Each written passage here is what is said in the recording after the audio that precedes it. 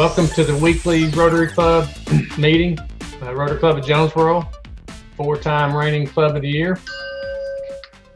I am so excited to welcome our presenter today. Penny Toombs was hired in August as the director of A-State's Heritage Sites. The Historic Dyess Colony, which is the Johnny Cash Boyhood Home, and the Southern Tenant Farmers Museum. She grew up in Cardwell, Missouri, and went on to obtain an undergraduate degree in mathematics education and has a master's degree in gifted, talented, and creative education through Arkansas State University. Shortly after, she accepted a position at the Piggott School District as their gifted and talented and advanced placement coordinator. And that was about the time that I met her. And neither one of us are going to say how long ago that was. It was just 2 or 3 years ago. So anyway, I am just pleased to death that she is in this new role and an employee of A-State and doing this wonderful work. And I'm excited to hear her ideas. So Penny, welcome. Thank you. Can you hear me okay? Yes, ma'am. Okay. So telling the stories, Historic Dyess Colony and Southern Tenant Farmers Museum. I've got some pictures here. This is from Southern Tenant Farmers Museum. Of course, Johnny Cash Boyhood Home, and from the Southern Tenant Farmers Union, which we'll talk a little bit more about on in the presentation. Let's start with the Historic Dyess Colony, Johnny Cash Boyhood Home. In 1935, Dyess Colony was established as part of a federal agricultural resettlement community as part of Roosevelt's New Deal program. First Lady Eleanor Roosevelt, who you'll see in this picture right up here, visited Dyess and addressed the colonists from the front steps of the administration building. And I put a current picture of it just so you could see and think about how cool that was that she was actually on those steps. There were 500 colonist families that were recruited from all over Arkansas to the Dyess Colony. And in March of 1935, the Cashes moved to Dyess with their 5 children. Johnny, who was JR at that time, was 3 years old. So this picture is courtesy of the Bible Courier, and I wanted you to see the floods of 1937. This is one of the pictures or stories that I think is so important to tell. This is the administration building that I just showed you the picture of. Over here is where I'm actually sitting now. That is not the building I'm in. It burnt, but this is the location of the theater, which is our visitor center. You can see the school here, and the Johnny Cash Boyhood Home would have been over back in this direction. But the flood of 1937 was devastating.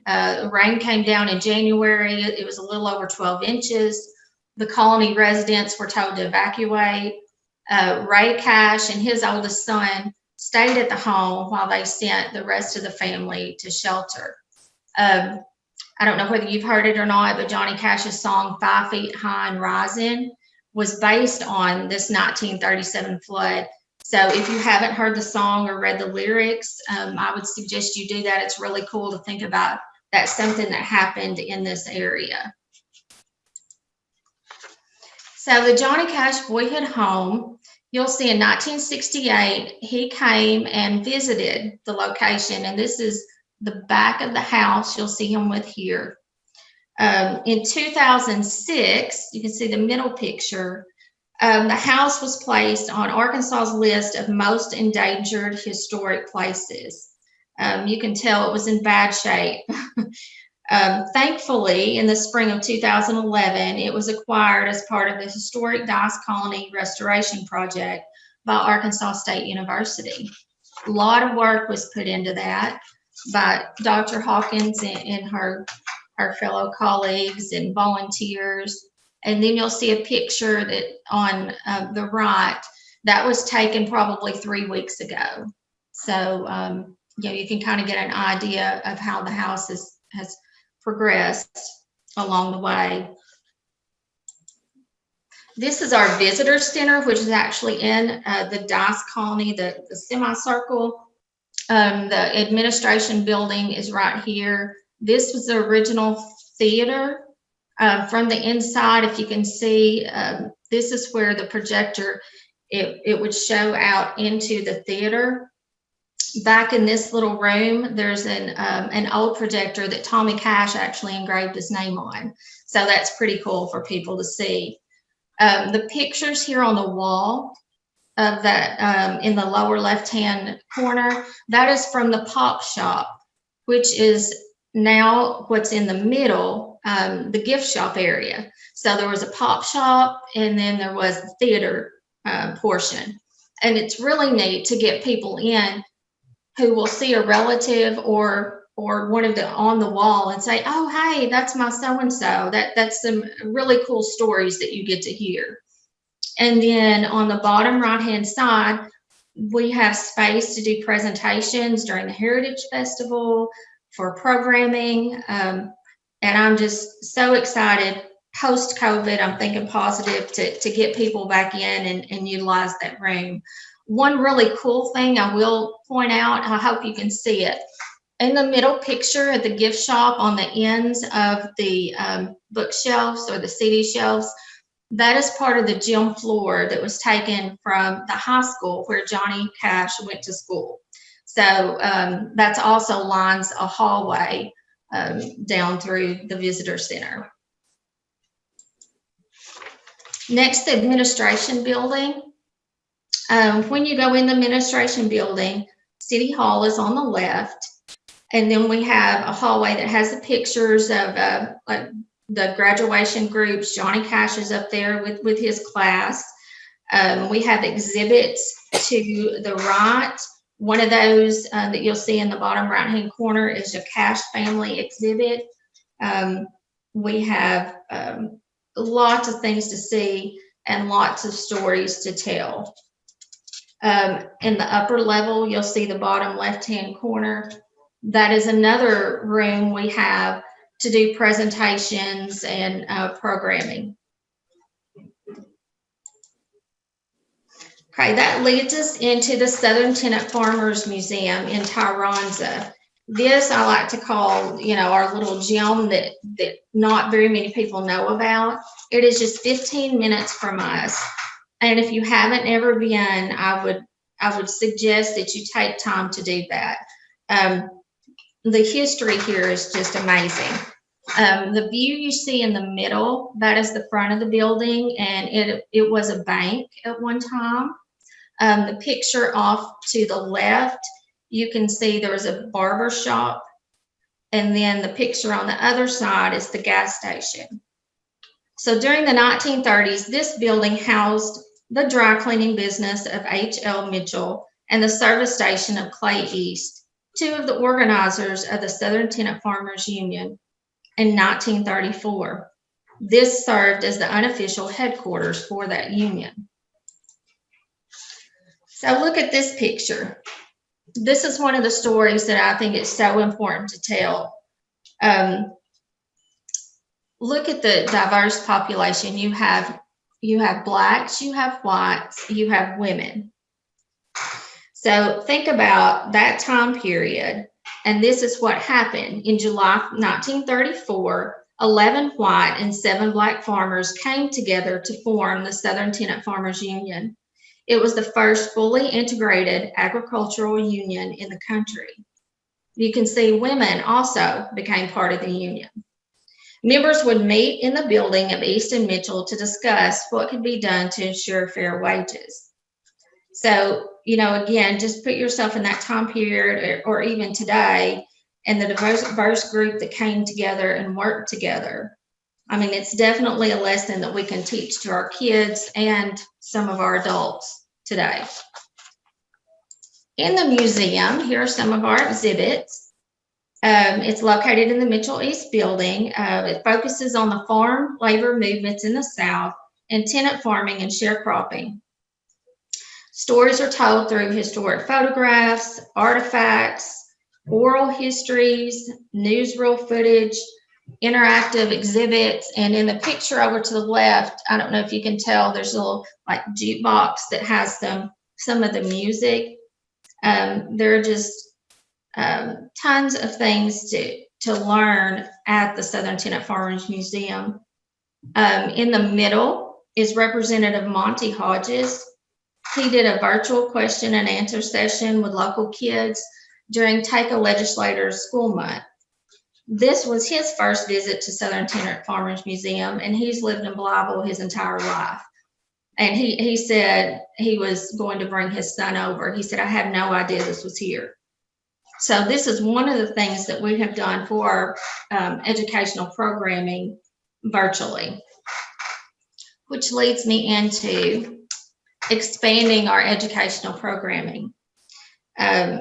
Anybody that knows me knows I have so many ideas. I have to kind of tailor myself down to be effective. But one thing we have just finished is we have packets for 3rd through 5th graders, not only lessons over Johnny Cash, Boyhood Home, Southern Tenant Farmers, but also our 2 other locations, Hemingway Pfeiffer Museum in Piggott and Lakeport Plantation. So we came together, created lesson plans and activities, and we've got those packaged up that we can send out to the schools. It can also be for online learners, for homeschool students, for anyone in grades 3 through 5. And then we're going to work on next step lessons for 6 through 9 and 10 through 12. Another thing that we just completed is a booklet for 2nd grade. We started with 2nd grade, and we're going to move down to 1st grade and then kindergarten. And the booklets are put together, and they're also over all of the locations. And they're just simple activities for 2nd grade level that they can do to get familiar with our sites. All of these lessons are correlated with the Arkansas frameworks. So, teachers or parents, whoever's using that, they don't have to go and try and figure out where that fits in. A couple of things I wanted to throw in, if you haven't ever heard of this.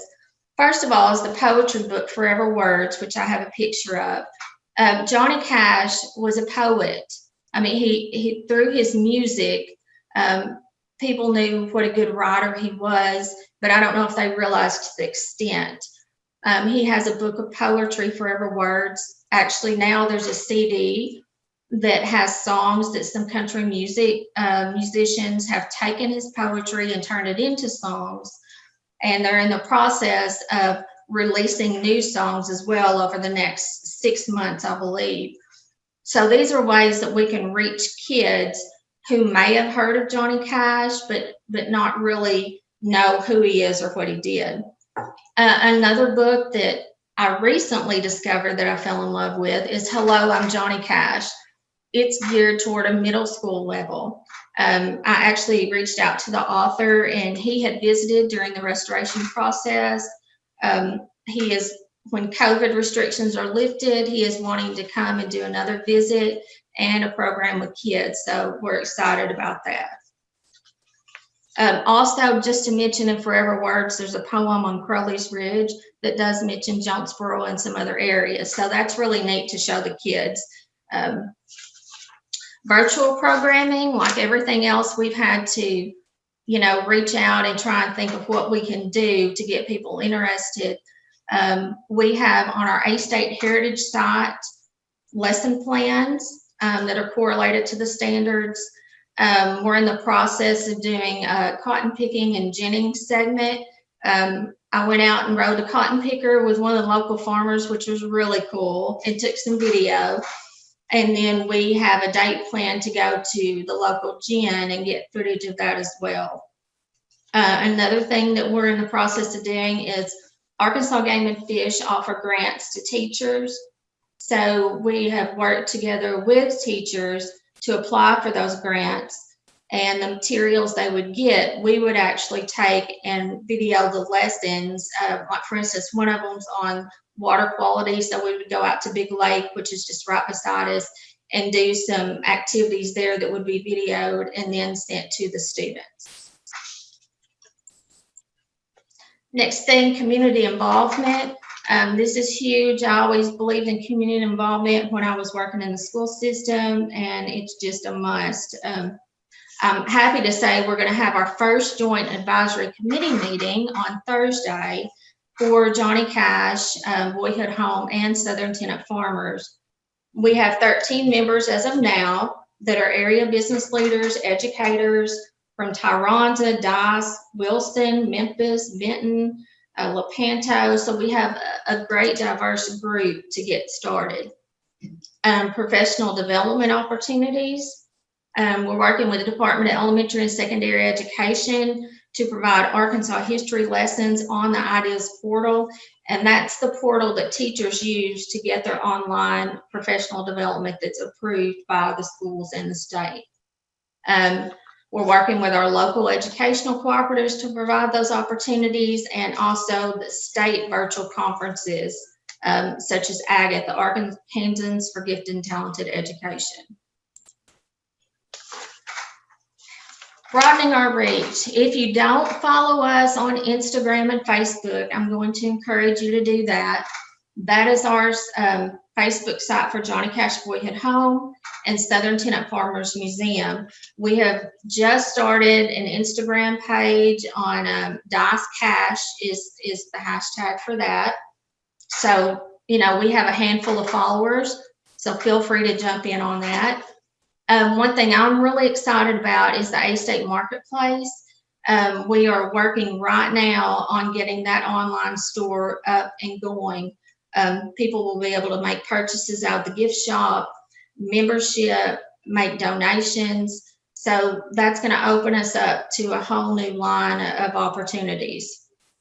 Our welcome centers, we now have an exhibit for both locations in Blytheville, and West Memphis is allowing us to put exhibits for both locations there as well. And that will be happening this week. So that's exciting that we're getting the word out there. The last thing, things to come in 2021, we will be celebrating the 15th anniversary of Southern Tenant Farmers Museum opening. Hopefully it will be in a place where we will get to have an event for that. We will open our archive building here at Dyess Colony. Gene Williams had donated his home for us to turn into an archive building. That will be, it's right beside the theater. And then we are going to think positive that we're going to get to have our Heritage Festival this year. I know so many people missed out on that. And we have lots of plans that we can do for our Heritage Festival. I've included our website, our Facebook page, Instagram, and then my email. If you have any ideas, suggestions, or questions, just contact me anytime. And I do appreciate y'all inviting me. I love to spread the word about these two locations and just get more people involved. So thank you for that. Is the Southern Tenant Farmers Museum open for visitors now? Yes, it's open both places, Tuesday through Saturdays, 9 to 3. We give tours on the hour. So yes, absolutely. This isn't so much a comment, but as much a question as a comment.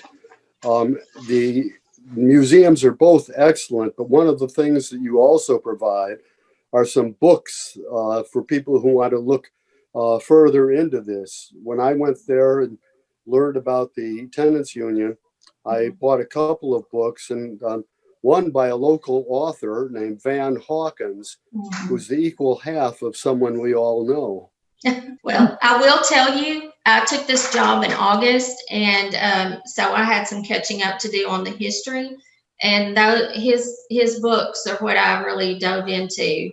They're great, absolutely fantastic. So if you can't tell from Norm's picture, he does enjoy reading. So I'm sure he did pick up a couple books. Yeah, same along those lines. No real question, just a comment. Thank y'all for doing what you do. I really enjoy seeing these. I have been to them. I recommend you go if you haven't been. I know there's a lot of hard work that went into these. And for an area like ours, we're blessed to have those. And just wanted to say thank you for you and Ms. Hawkins for doing what y'all do. Amen. It's kind. Yes, thanks to Dr. Hawkins, absolutely. I love your ideas and your outreach, and she is so right when she talks about community service being so important. Ever since I've known Penny, that has been one of her hallmarks. And so I love the outreach and the community service that you're providing. So thank you. Thank you. Comment that, am I muted? No. I'll just comment that up to my retirement last year, we really were focusing on restoration and renovation. And now we're focused on taking it to a whole new level, the educational programming. And Penny is certainly the right person in the right place. We're excited that she's taken the helm. Thank you. Yes, and I should mention Dr. Adam Long.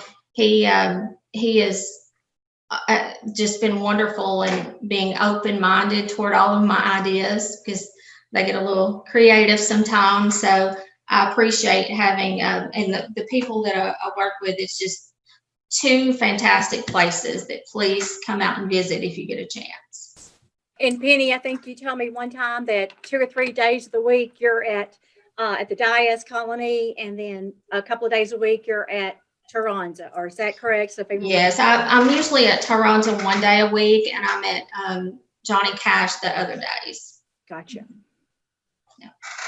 Well, I have to put a plug in. I haven't been to the museums yet, but my brothers and I plan to go because we donated mailboxes that are supposed to be used to recreate the post office. Yes, I love those. Thank you. Well, I wanted to Yes. point it out to my Rotary friends, so when you go to the museum, you can be sure and look at those. Yes. Do you have any pictures of old time cotton picking? Yes, like out in the similar to what I put up at first, where they're out in the field. Yes. Is that what you're talking? Yes. How about cotton shopping? I would be lying if I told you yes. I am unsure if there's any cotton. I have chopped cotton before, but I haven't noticed if there are any pictures of that. So. Okay. Thank you. Cotton picking, definitely. On a somewhat related topic, there are certainly pictures of that, and even a field at the plantation, just your sister organization. Yes. Great program. Wonderful. Thank you. Thanks for having me. I also Thank wanted to you, mention Penny. another writer too, whose books are at the bookstore, and it's Michael Honey. If you want to learn some things about some of the history of labor activities, he's the writer to go to. And then he also recently completed a biography of John Hancock's, who is a labor organizer, but also wrote a lot of the union songs that are still sung today. And his book's just a great read. So I was glad that you're carrying Michael Honey's books too. A little shout out to him. Penny, we appreciate you being here and sharing that with us. It's a great program. And you come back anytime and visit us. Next week, we have Isabella Jones, Telehealth Access for Seniors. Thought for the day: you build on failure, you use it as a stepping stone. Johnny Cash. Appreciate everyone being here. Look forward to seeing everybody again next week. I said, have a great rest of the week, and we will be adjourned. Thank you. Bye, Gene Wayne. Thanks. Bye, Al Poston.